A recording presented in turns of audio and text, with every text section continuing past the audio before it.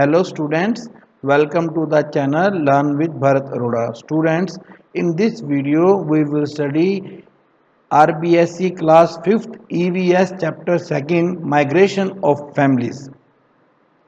So student, as you know, I have already uploaded a video on chapter 1st. You should watch that video and after that you should watch video 2nd Migration of Families. Let us start. There are many families which migrated from one place to another.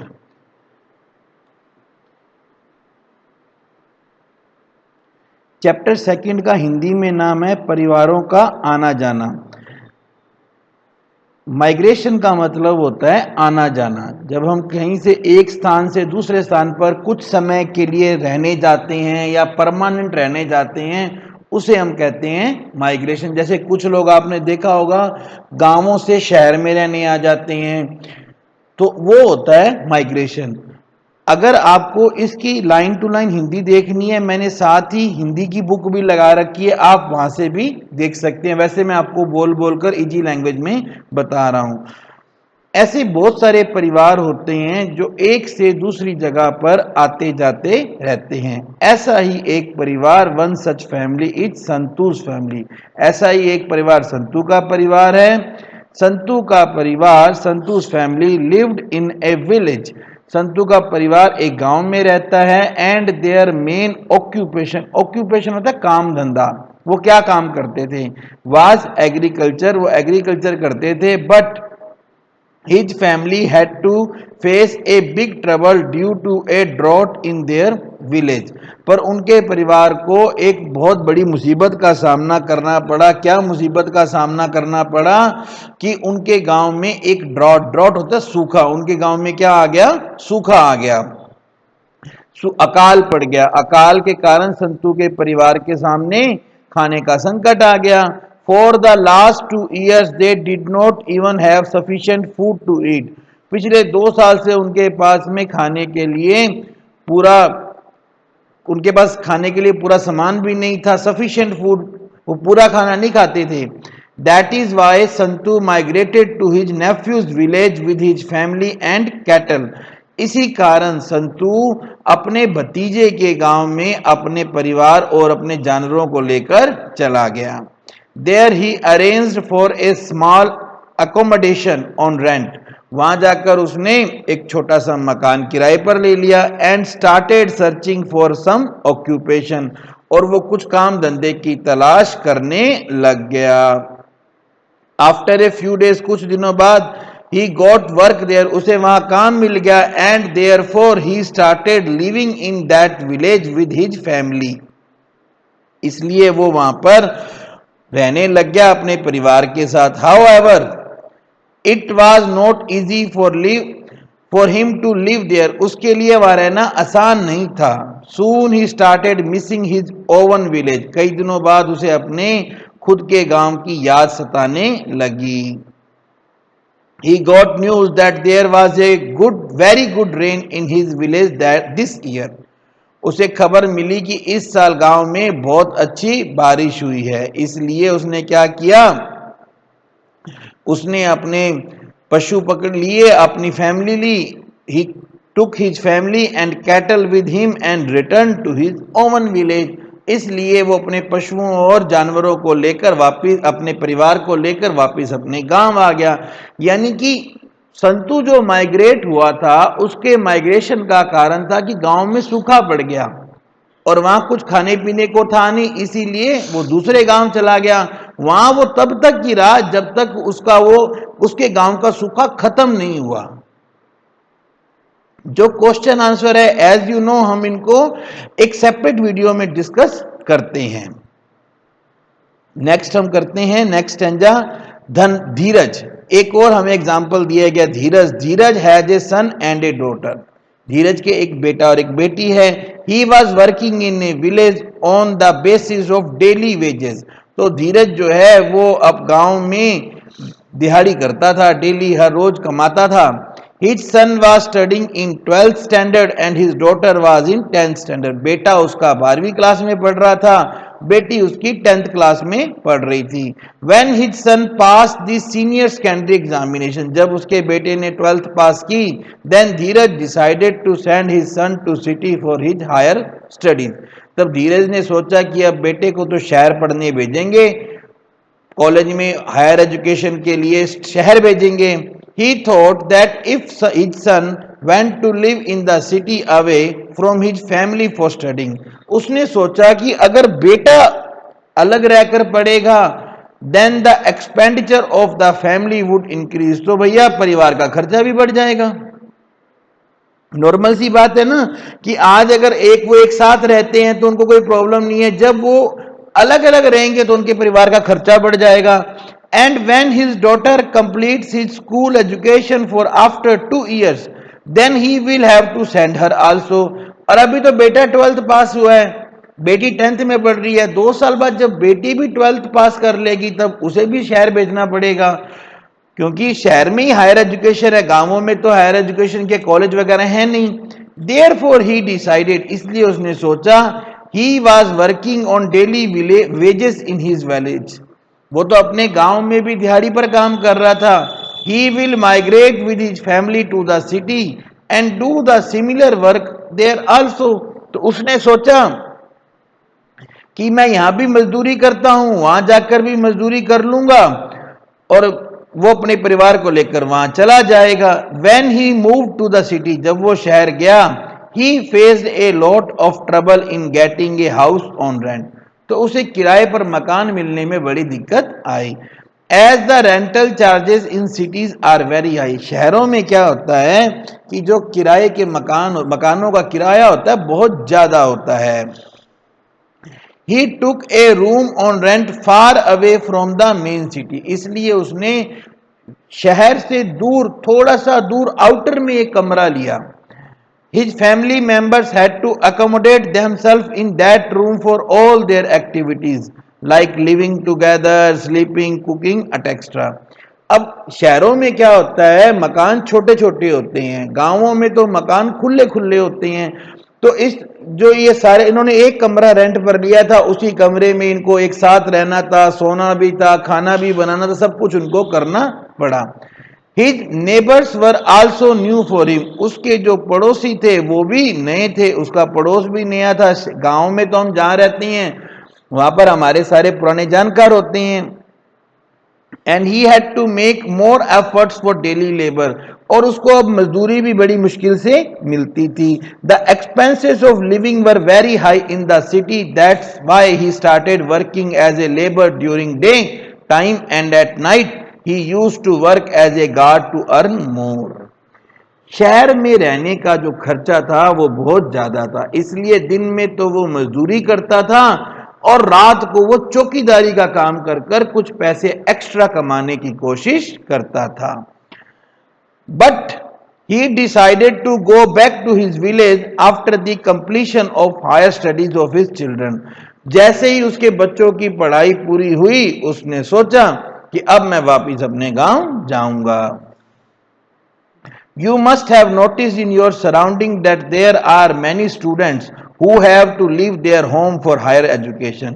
आपने भी देखा होगा ना, आपके अड़ोस पड़ोस में कुछ ऐसे काफी सारे स्टूडेंट्स होंगे जो कि यहां पर आपके शहर में हायर एजुकेशन के लिए रहने आए हैं। वो कहाँ रहते हैं? दे लिव इन हॉस्टल्स और arrange rooms for rent for their studies. या तो वो हॉस्टल में रहते हैं या वो कहीं पे कमरा किराए पर लेकर रहते हैं। ये पॉइंट्स फॉर डिस्कशन है, इन्हें हम नेक्स्ट वीडियो में करेंगे। इसके बाद नेक्स्ट हमारे पास एग्जाम्पल है, Govind Ram and his family lived in Janiyana village. Govind Ram और उसका परिवार जनियाना गांव में रहता था। He had a small general store there. उनका वहां पर एक छोटा सा किराने की दुकान थी। The earning from the shop were only sufficient to full basic need of his family. जिनसे परिवार का खर्चा निकलता था, दुकान से इतनी ही इनकम होती थी। His sons were growing up gradually. धीरे धीरे बच्चे बड़े हो रहे थे। One day Govind Ram's cousin, एक दिन गोविंद राम का एक चचे ममेरा भाई मैटरनल अंकल सन यानी कि मामा का बेटा आया, visited his place and he took both his sons with him to work in his shop in city. और गोविंद राम का मामे का बेटा आया और वो गोविंद राम के दोनों बेटों को अपने साथ शहर में दुकान पर काम करने के लिए ले गया। एज टाइम पास, जैसे जैसे वक्त बीतता गया, Govind Ram son Chandraram wanted to start his own business. Govind Ram के बेटे चंद्राराम ने भी अपना व्यवसाय शुरू करना, बिजनेस करने की सोची। For this they had to face a lot of problems. इसके लिए अब नया बिजनेस स्टार्ट करना था तो उनको बहुत प्रॉब्लम आई, जैसे शॉर्टेज ऑफ मनी, उनके पास पैसा कम था, अनअवेलेबिलिटी ऑफ प्रॉपर स्पेस, उनके पास में दुकान छोटी थी, but they did not give up, पर उन्होंने हार नहीं मानी। देयर रिलेटिव्स हेल्प्ड देम, ये बात आप याद रखिए, रिश्तेदारों ने उनकी मदद की। And soon their business started giving them good returns, धीरे धीरे उनका बिजनेस चल पड़ा। They called their family to live with them in city. अब चंद्राराम जो वहां गया था, उसने जब बिजनेस उनका चल पड़ा, उन्होंने अपने परिवार को भी यहां पर बुला लिया। Living together their brothers and sisters started studying in the city. एक साथ रहते थे तो उनके भाई बहन भी शहर में पढ़ने लगे। Today they are well settled in city running their business. अब वो शहर में सेटल होकर अच्छे से अपना बिजनेस कर रहे हैं, but they still miss their parental village. पर अभी भी उनको अपने पुराने गांव की याद आती है। देखिए पहले जो दो एग्जाम्पल थे, उन एग्जाम्पल्स में वो लोग वापिस आ गए, बट ये जो एग्जाम्पल है इसमें ये पर्सन वापिस नहीं आता है, ये गांव में जाकर शहर में सेटल हो जाता है। क्यों सेटल हो जाता है? क्योंकि इनके रिलेटिव्स ने इनकी हेल्प की थी। और अब ये लोग जब सेटल हो जाते हैं तो ये अपने गांव को कभी भूलते नहीं है। They visit their village on special occasion, वो अभी भी कोई खास तीज त्योहार पर अपने गांवों में वापिस आते हैं। अब एक तो ये कारण हुआ कि हमारे को वहां पे अकाल पड़ जाता है, दूसरा कारण ये हो जाता है हमें बच्चों को पढ़ने के लिए, तीसरा कारण है बिजनेस के लिए। कुछ और कारण भी होते हैं, जैसे कि एक कारण हम और देखते हैं। There is a town name Galiyakot in Dungarpur district. Dungarpur के अंदर गलियाकोट नाम का एक कस्बा है। Here the world famous holy shrine of Muslim sant Fakhruddin. मुस्लिम संत फकरुद्दीन की एक दरगाह है, शीतला माता मंदिर है, जैन मंदिर है और सोमनाथ मंदिर है, जो कि आर्किटेक्चर के एक्सीलेंट एग्जाम्पल हैं। स्थापत्य कला जो है, और ये मंदिर बहुत शानदार बने हुए हैं। शीतला माता, जैन मंदिर, सोमनाथ मंदिर देखने वाली चीज है। अब due to construction of Kandana dam in Gujarat, जब गुजरात में कांडाना बांध बना तो उससे क्या हुआ, this area become a low laying area. ये जो बांध बना तो ये जो एरिया था ये लो लेइंग एरिया बन गया, डूब का क्षेत्र बन गया। कैसे बन गया मैं आपको बताता हूं। Water started accumulating in the town during the rainy season. अब बारिश में वहां पर पानी इकट्ठा हो जाता। Therefore the government constructed, इसलिए सरकार ने क्या किया, उनके लिए घर बनाए। Houses for the people at other places, उनके लिए दूसरी जगह घर बनाए। देखिए जैसे अब ये हुआ कि जब बाढ़ आती तो बारिश आती है तो पानी से क्या होता, सारा एरिया भर जाता है।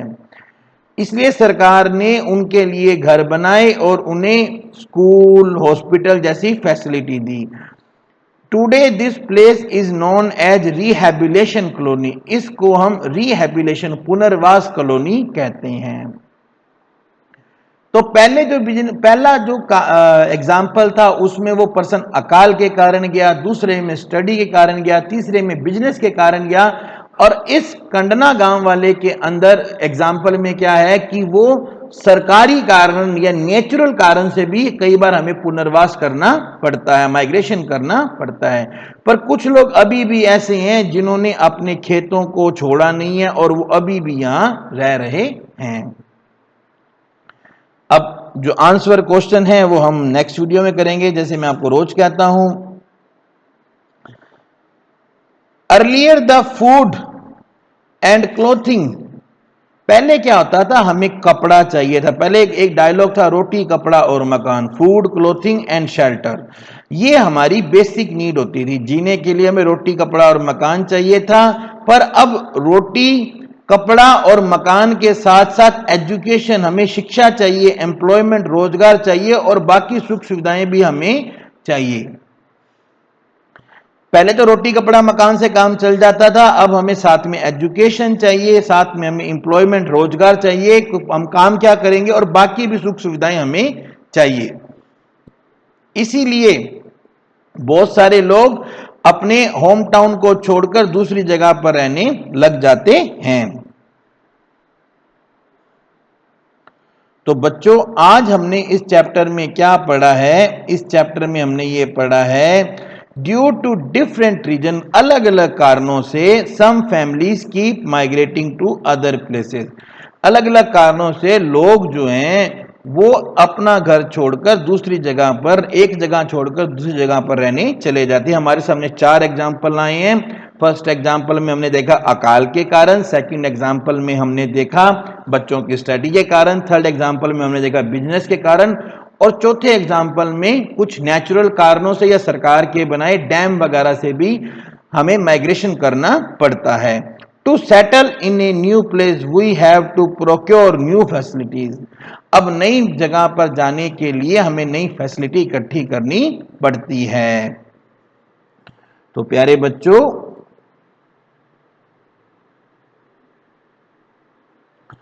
Our basic needs have increase to a great extent. अब जो हमारी बेसिक नीड है, जैसे मैंने आपको बताया था ना, पहले हमारी बेसिक नीड थी रोटी कपड़ा और मकान, और अब उसमें आ गई एजुकेशन, शिक्षा, और उसमें आ गया एम्प्लॉयमेंट रोजगार, और बाकी सुख सुविधाएं भी हमें चाहिए।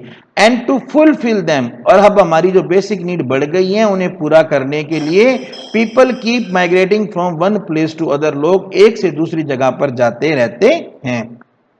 नेक्स्ट वीडियो में बच्चों हम इसके क्वेश्चन आंसर करेंगे। तब तक आप इस वीडियो को अच्छे से स्टडी कीजिए, और अगर आपको कोई क्वेरी हो तो प्लीज कमेंट बॉक्स में जरूर बताइए। Thank you very much, have a good day.